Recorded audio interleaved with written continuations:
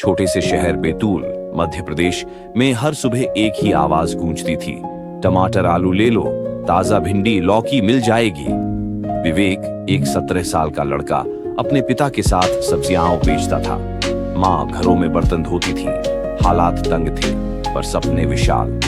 विवेक का सपना था IAS बनना, ताकि अपने जैसे गरीबों की जिंदगी बदल सके। एक दिन स्कूल में जिला कलेक्टर का भाषण हुआ। उन्होंने बताया कि वो भी कभी एक किसान परिवार से थे और मेहनत से IAS बने। विवेक की आंखों में चमक आ गई। उस दिन से उसने ठान लिया वो भी UPSC की तैयारी करेगा। विवेक को डर लगने लगा। कोचिंग का खर्चा, किताबें, दिल्ली जाना, ये सब कैसे होगा? दोस्त हंसते थे, कहते तेरे जैसे लोग चपरासी बनते हैं, अफसर नहीं। वो टूटने लगा, लेकिन फिर खुद को समझाया, अगर वो कर सकते हैं तो मैं क्यों नहीं। एक दिन सब्जी बेचते समय एक बुजुर्ग ग्राहक मिले, शर्मा सर, रिटायर्ड प्रोफेसर। विवेक के हाव भाव देखकर उन्होंने पूछा, तू क्या बनना चाहता है? सर, मैं IAS बनना चाहता हूं, विवेक ने जवाब दिया। शर्मा सर मुस्कुराए और बोले, तू मेरे पास रोज शाम को आ, मैं तुझे पढ़ाऊंगा। अब दिन में विवेक सब्जी बेचता, दोपहर को पढ़ता और शाम को शर्मा सर से गाइडेंस लेता। वो न भूला न थका। पैसे जोड़कर उसने पुरानी किताबें खरीदी, मोबाइल में मुफ्त YouTube लेक्चर देखने लगा। आत्मविश्वास बढ़ता गया।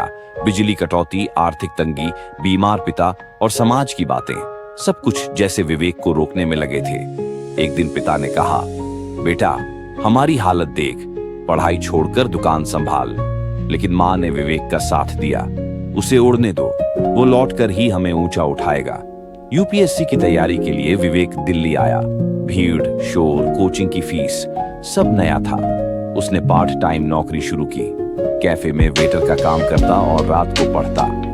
कहीं कोई आराम नहीं, बस सपना था और जिद थी। पहली बार प्री नहीं निकला, दूसरी बार मेंस में फेल हो गया, पर तीसरी बार जब उसने इंटरव्यू में प्रवेश किया तो पूछा गया, तुमने इतनी कठिनाइयों में भी हार क्यों नहीं मानी? विवेक का जवाब था, सर, हार मानने का विकल्प हमारे जैसे लोगों के पास होता ही नहीं। विवेक का चयन IAS में हो गया। उसके गांव और मोहल्ले में जश्न जैसा माहौल था। जिस बच्चे को लोग सब्जी वाले का बेटा कहकर नीचा दिखाते थे, आज वो देश की सेवा करने वाला अफसर बन गया था। विवेक ने सबसे पहले अपने गांव में एक फ्री UPSC गाइडेंस सेंटर शुरू किया, जहां गरीब बच्चे तैयारी कर सकें। अब वो सिर्फ एक अफसर नहीं था, वो एक प्रेरणा था। उसकी कहानी गांव-गांव में सुनाई जाती थी। लोग कहते, अगर विवेक कर सकता है तो हमारे बच्चे भी कर सकते हैं। उसकी माँ वही पुरानी चप्पल पहनती है, लेकिन अब वो गर्व की चप्पलें हैं। पिता कहते हैं, विवेक ने हमें गरीबी से नहीं, हीनता से मुक्त किया है। मॉरल, कभी हार मत मानो। अगर सपना सच्चा है और इरादा पक्का है तो कोई